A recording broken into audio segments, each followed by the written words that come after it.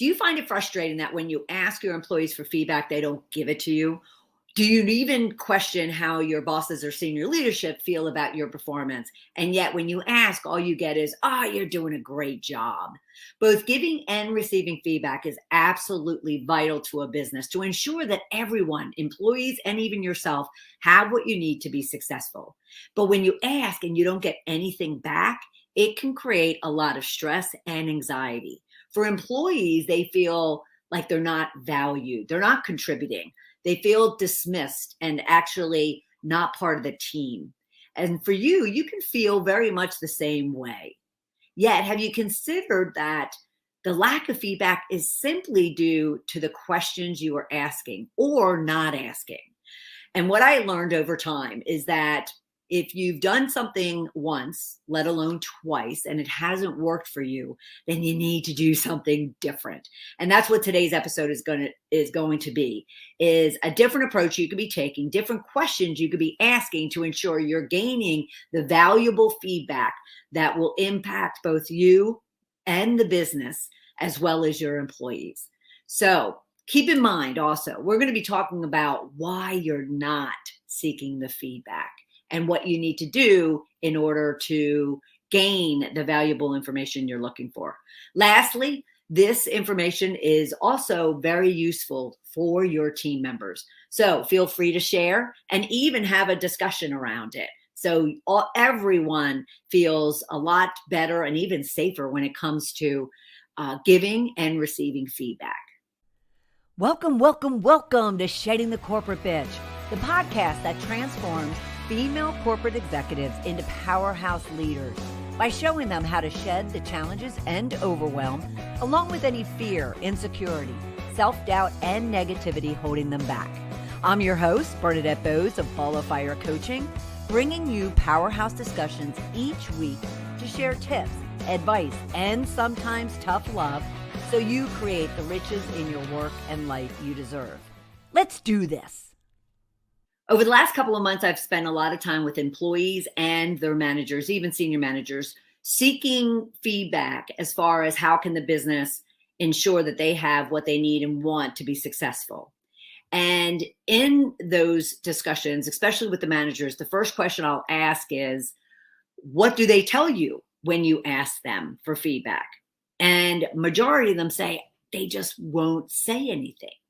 Yet they'll go off on their own or with their peers, and they will certainly, spend time at the water cooler complaining or commenting or raising up issues. But when I ask them, they don't say anything. Another pool of individuals will say, well, I just don't ask. Well, kudos to those of you that are asking, because that is what your people want and need foremost, is they need you to care enough that you're going to ask. And it gives them the opportunity to be heard, for you to learn and for you to understand.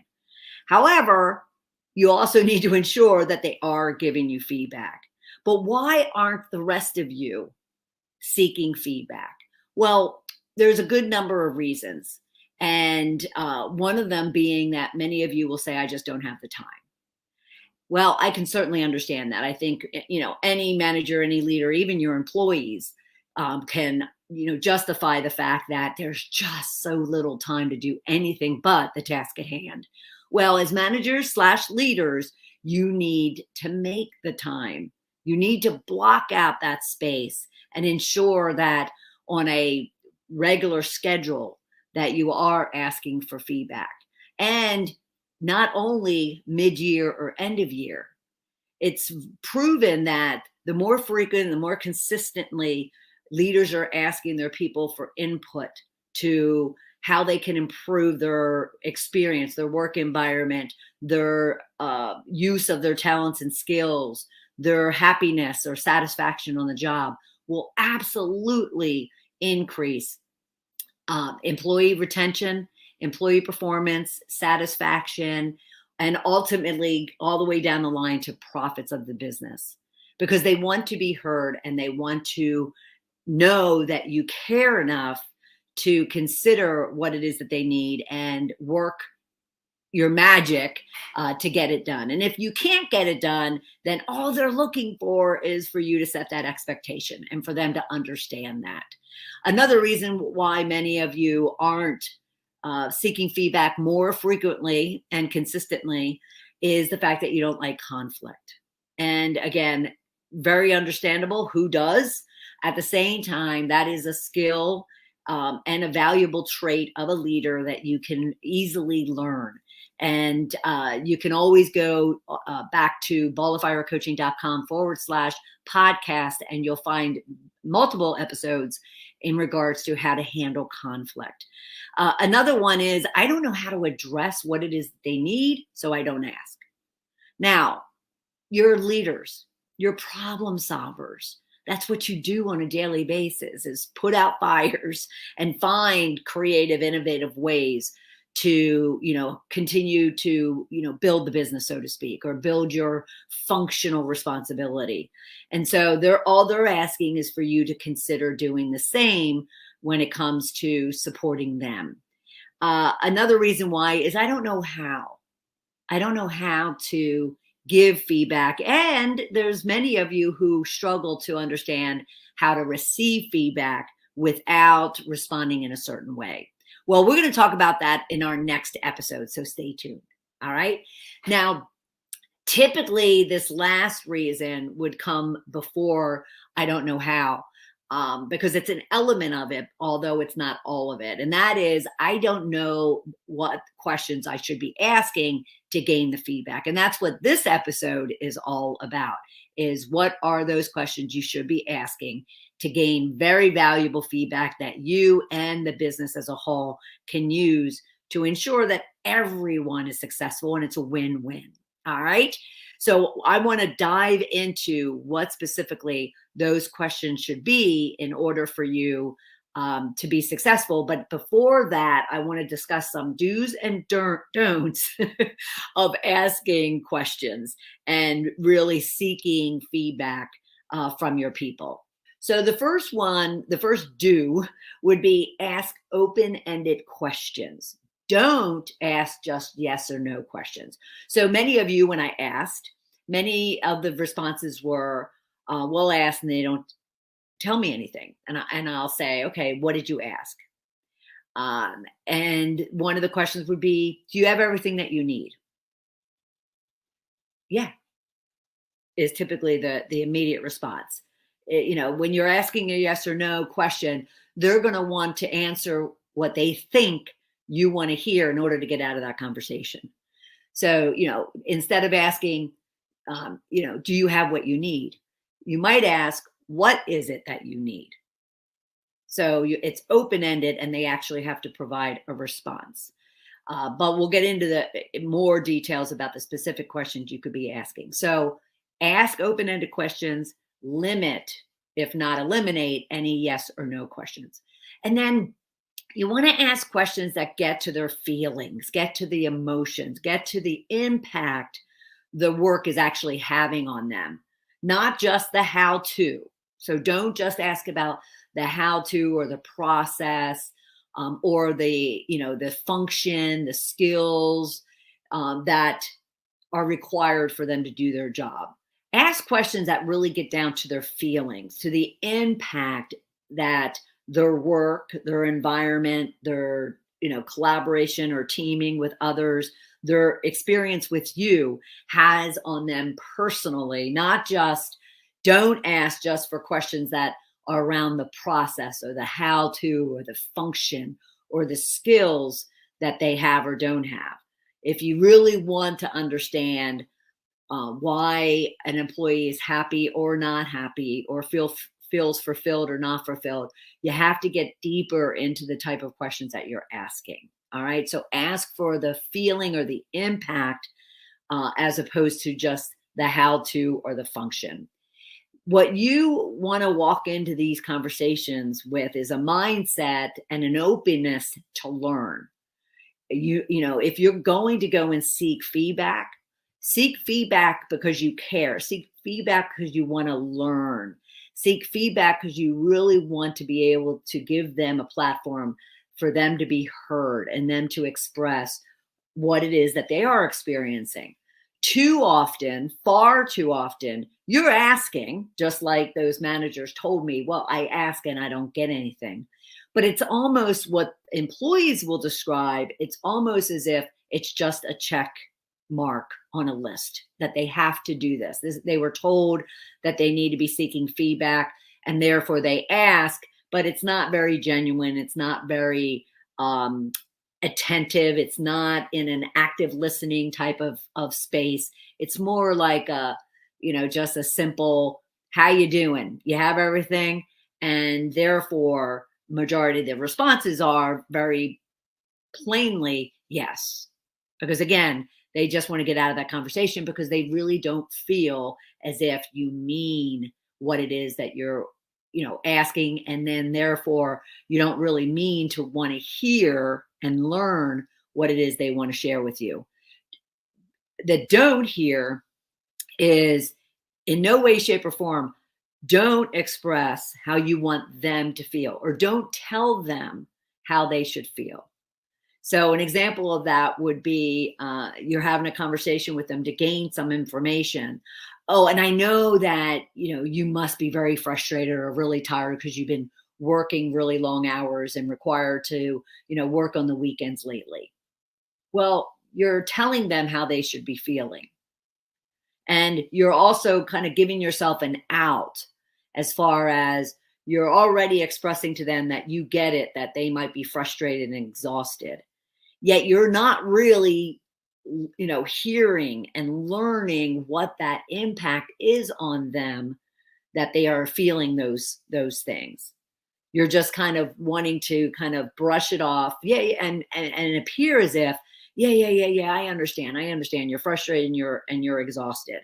Yet you're not really kind of giving them that opportunity to express how they're feeling and exhausted. Because quite honestly, frustrated and exhausted leads to, I'm not really, then very attentive at home, or it's causing a lot of stress, with my friends and my family, or I don't feel as if I'm being valued and appreciated for the sacrifices and compromises I'm making by working overtime or by working long hours or by doing other people's work. So you really want to ensure you're walking into these type of discussions truly wanting and genuinely learning what is going on with your employees. And the same should be applying to what you should expect of others, that you're seeking feedback regarding yourself as well. So that could be your bosses or senior bosses. And then you want to ask questions for real understanding. So there's questions that you could seek for learning, and we're going to talk about those in a minute. And then there's questions for you to really understand what the circumstance is, what the impact is, what the benefit is, what the need or the want is, as opposed to just learning about it. You really want to truly kind of put yourself in their shoes and understand it. And then you should avoid anything or any discussions that you don't want to rather avoid questions and discussions because you just don't want to hear them.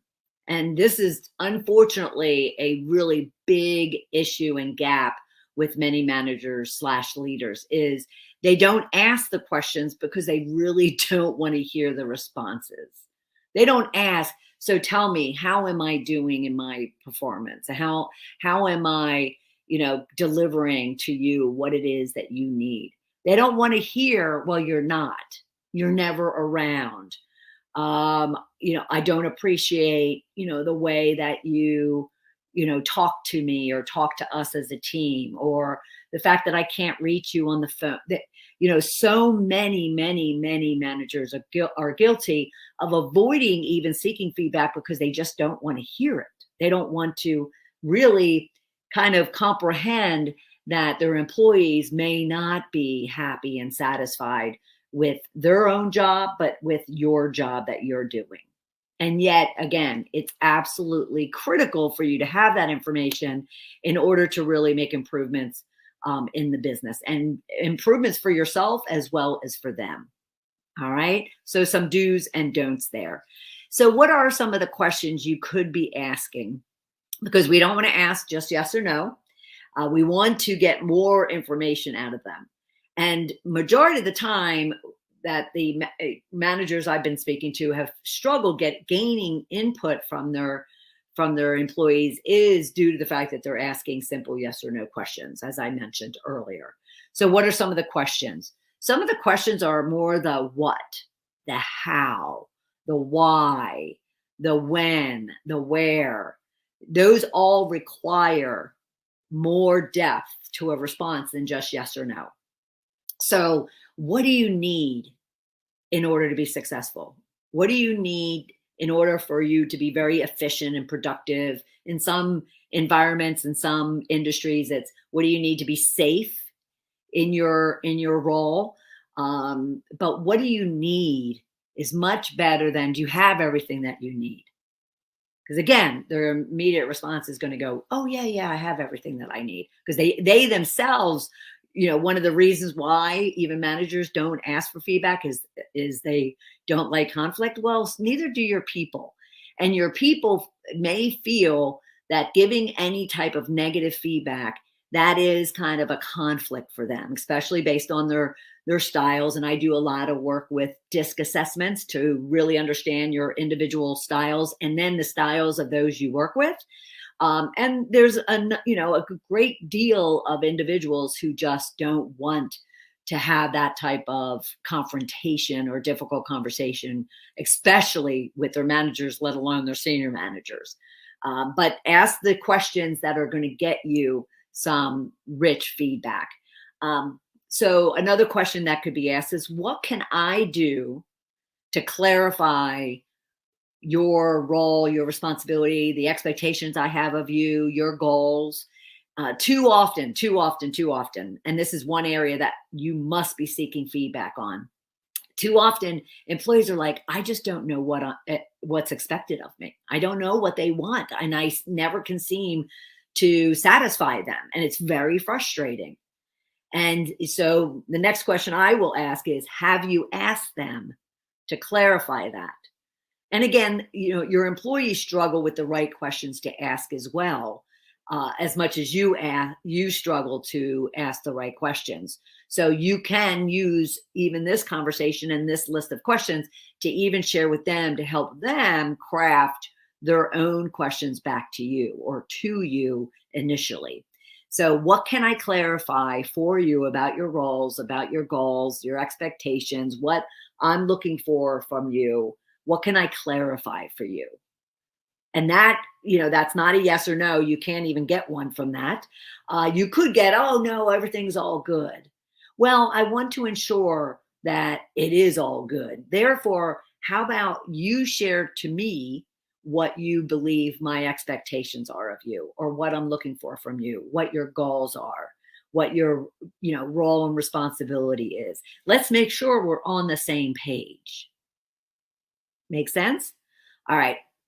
Then you could get down to, more of the feelings that we discussed, right? The do is get down to the feelings, the impact. So you could ask questions like, what causes you frustration in the workplace? What causes you stress? What anxieties do you feel, whether it's, on the job, coming into the job? I would learn a lot from individuals when asking this question, and you'd be surprised at how many will say, I don't even like to get up in the morning and, have to go into work, even if it's going from one room to the other, working from home. Well, I don't know that anybody wants their employees feeling that way, right? And so you need to ask the questions that will ensure that if they are, frustrated, anxious, stressed, they don't want to get up in the morning, you need to resolve that. Wouldn't you want to resolve that? So if you want to be a leader, you want to resolve that. If you just want to be a manager and get the work done, you may avoid this. You may ignore it. But I'm thinking that if you're here, you're a powerhouse leader, or you want to be, and therefore ask the questions that will make sure you understand really what your people are experiencing on a day in, day out basis. At the same time, you could be turning these questions into a conversation you could have with your bosses and immediate, or your bosses or senior leaders, should you need to or want to as well. All right. Now, another great question that leaders should be asking their team members is, what can I do for you, or what can I be doing for you to, better your job, better your skills, better your talents, better your experience? What can I be doing differently in order to help you be the best that you could be in the workplace? So again, you're now kind of recognizing that there may be things that you need to be doing differently, and that's what they're hearing, and then all of a sudden they're appreciating the fact that they have an opportunity. You want to actively listen and learn and understand that there may be things that you could be doing differently in order for them to be more successful. And this really comes crystal clear when it's around communication. Because again, remember, we're all different styles. We all receive and give information and communication differently. We all, are uplifted or feel beaten down based on certain modes and methods and just, behaviors around communication. And so don't assume that how you communicate to one is how you're going to effectively communicate to everyone else. And how one responds to you is going to be the same as how everyone else responds to you. Because I can tell you right now, I can guarantee you, it will not be. It will not be the same. And so there's some people you're turning off and some people you're turning on. And you need to figure out how you learn how each of them needs to be supported by you in order to get the most and the best from your people, and therefore of yourself and of the business. All right. Let's see what else. What do you need from me? Kind of wraps very nicely with, what could I be doing for you that I'm maybe not? Now, I mentioned in the do's and the don'ts. The do's are you ask to learn and you ask to understand. So a lot of these questions thus far is to learn but also understand. And another couple of other powerful questions you could be asking team members are things that you may not really think about in the day in, day out chaos of the workplace. And yet at the same time could really be enriching what it is that you and the team are working on and working to accomplish. And those things could be simply kind of, what input do you have regarding X, Y, and Z? How would you handle this situation? Many employees will say that, not only their degree or their education, but more so their experience and their expertise on the job is severely underrated, severely underutilized, meaning that they have a wealth of knowledge, experience, lessons learned, best practices, do's and don'ts of their own, and yet they're rarely asked to contribute those into whatever decisions are being made or new initiatives are being considered, or decisions that are being put on the table. They're just not being asked to contribute and be a part and be included in some minor to major work projects or initiatives that are going to ultimately impact them as well as the business.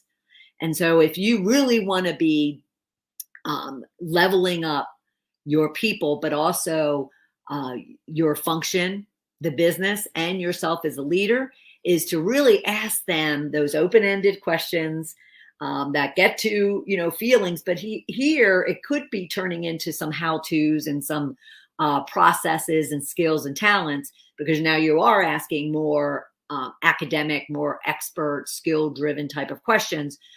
But you're also asking them to really learn and understand that they may have ideas and solutions and gotchas that you haven't considered yet.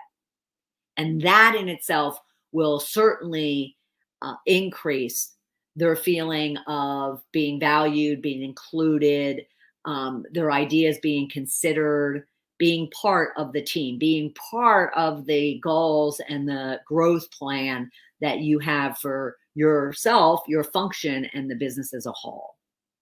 So all it takes, if you really truly want to be approaching your employees and even your peers and your managers for critical feedback that will elevate you as a leader and therefore your team and the business, you just need to ask the right questions. And you need to ensure that you're actually planning them out and structuring them in such a way that will get you the answer.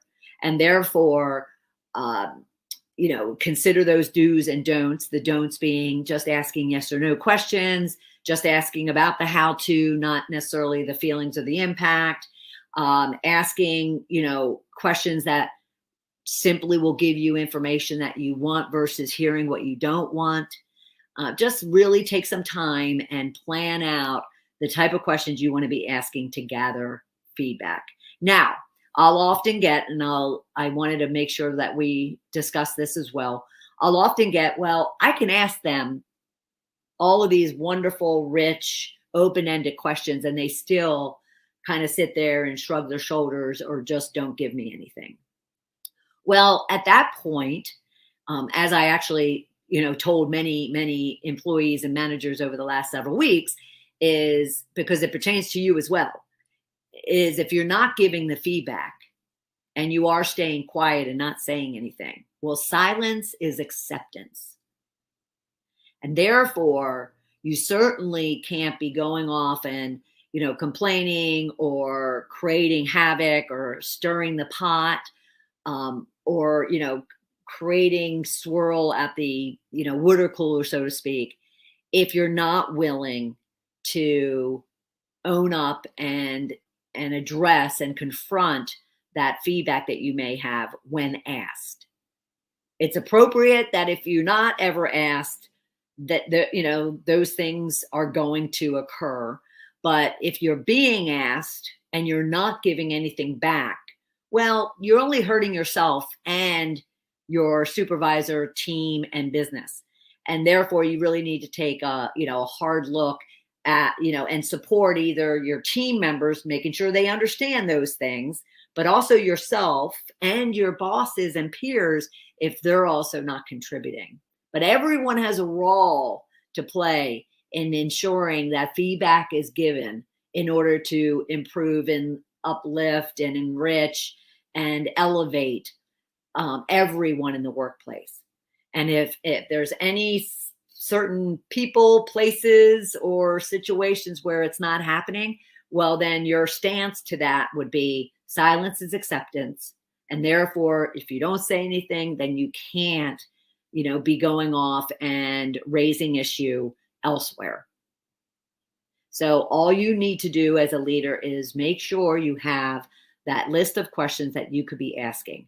Now, how can you be addressing the other reasons why you're not? The conflict, I don't have time, I don't even know how to solve the feedback or address the feedback that's given to me. We're going to talk about that on our next episode. All right. And I would love your feedback and your comments and any additional questions you have found or you have used that would enhance and improve the feedback being received. So feel free to go to my LinkedIn page at Bernadette Bose and leave comments anywhere you see the quotes or the actual video or audio of this episode. And I would love to hear your feedback. And if you have any questions, pose them there as well. And I'll be sure to get a response to you. All right. All right. So thank you for joining me this week. And I'll look forward to having you right back here next week. Take care, everybody. Bye.